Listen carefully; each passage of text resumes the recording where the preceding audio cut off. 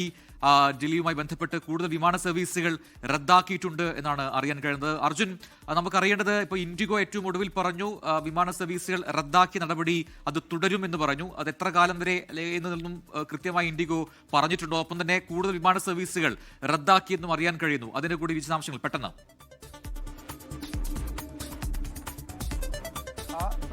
IndiGo എന്തായാലും ഒരു തീയതി എടുത്തു പറഞ്ഞിട്ടില്ല. അടുത്ത ഒരു അറിയിപ്പുണ്ടാകുന്നതുവരെ ഈ UAE അടക്കമുള്ള ഇത്തരത്തിൽ മിഡിൽ ഈസ്റ്റ് രാജ്യങ്ങളിലേക്കുള്ള വിമാന സർവീസുകൾ റദ്ദാക്കിയ നടപടി തുടരുമെന്നുള്ള കാര്യം തന്നെ അറിയിച്ചിരിക്കുന്നത്. എയർ ആകാശ പക്ഷേ ഒരു കൃത്യമായിട്ടുള്ള തീയതി പറഞ്ഞിട്ടുണ്ട്. നാളത്തെ വിമാന സർവീസുകളെല്ലാം റദ്ദാക്കി എന്നുള്ള കാര്യമാണ്. പക്ഷേ ഈ രണ്ട് വിമാന കമ്പനികളും മാർച്ച് 7-ാം തീയതി വരെയുള്ള ബുക്കിംഗുകളിൽ ഇളവ് നൽകിയിട്ടുണ്ട്. അതായത് ടിക്കറ്റ് ക്യാൻസൽ ചെയ്യുകയാണെങ്കിൽ മുഴുവൻ റീഫണ്ട് നൽകും. അതുപോലെ തന്നെ സൗജന്യമായിട്ട് റീഷെഡ്യൂൾ ചെയ്യാമെന്നുള്ള സൗകര്യം കൂടി പറഞ്ഞിട്ടുണ്ട്.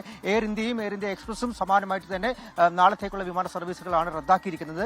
കഴിഞ്ഞ 2 ദിവസം ഇന്ത്യയിൽ ആകമാനം ഇന്ത്യൻ വിമാന കമ്പനികൾ 760 സർവീസുകൾ റദ്ദാക്കി എന്നുള്ള കാര്യമാണ് DGCA വ്യക്തമാക്കിയിരിക്കുന്നത്. ഇന്ന് മാത്രം ഡൽഹി വിമാനത്താവളത്തിൽ 87 സർവീസുകളാണ് റദ്ദാക്കിയത്. അത് 37 ഇവിടെ നിന്നും പുറപ്പെടാനുള്ളതായിരുന്നു. ബാക്കി 50 ഡൽഹിയിലേക്ക് വരാനുള്ള സർവീസുകളായിരുന്നു.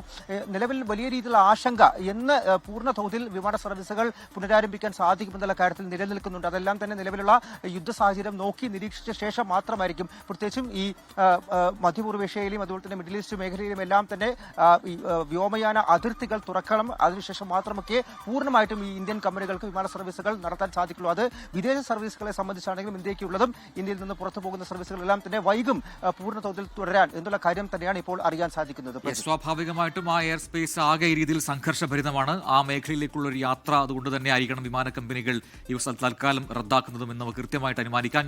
ലോകത്തെവിടെയായാലും ഏത് സമയത്തും 24 വാർത്തകളും ഓഗ്മെന്റഡ് റിയാലിറ്റി പാക്കേജുകളും എക്സ്പ്ലെയിനറുകളും വിശദമായി കാണാൻ ഞങ്ങളുടെ യൂട്യൂബ് ചാനൽ നിങ്ങൾക്ക് സബ്സ്ക്രൈബ് ചെയ്യാം.